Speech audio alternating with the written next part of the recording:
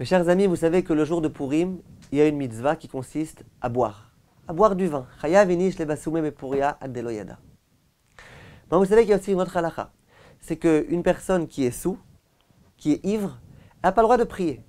Si je suis ivre, j'ai beaucoup bu, j'ai pas encore cuvé mon vin, et maintenant je vais faire le Shmona Esrei, j'ai pas le droit de prier. Il est écrit que pour prier, il faut être dans une position de serviteur face au roi. Quelqu'un qui est saoul ne vient pas se présenter face au roi. Il n'est pas présentable. D'où la problématique.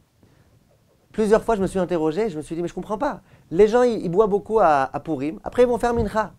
Et dans les Bate Knesiot, le jour de Purim, ouais, qu'est-ce qui se passe, qu'est-ce qui se passe? C'est vraiment, ça rigole, c'est pas une prière sérieuse.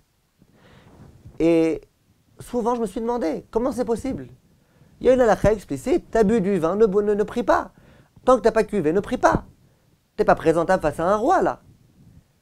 Alors comment faire? Comment légitimer le comportement des gens?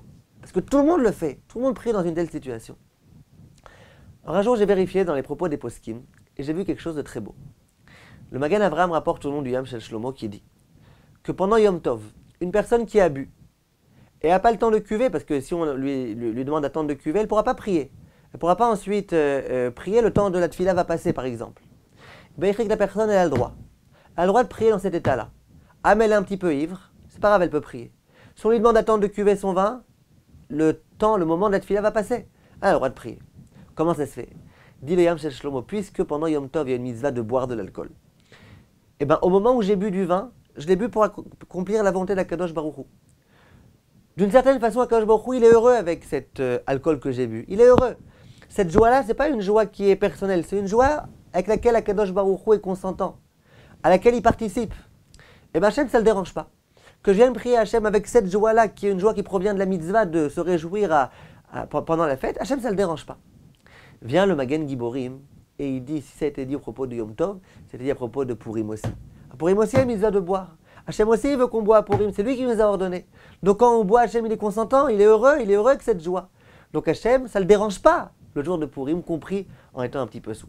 Si on est arrivé à l'état de ce qui s'appelle Shichuto Shel Lot, on est complètement out, complètement aucun rapport, on ne sait même plus ce qui se passe, on sait même plus, on est arrivé vraiment à tout confondre, on voit plus ce qu'on a face à nous, on perd l'équilibre, on tombe tellement qu'on est sous, là c'est autre chose.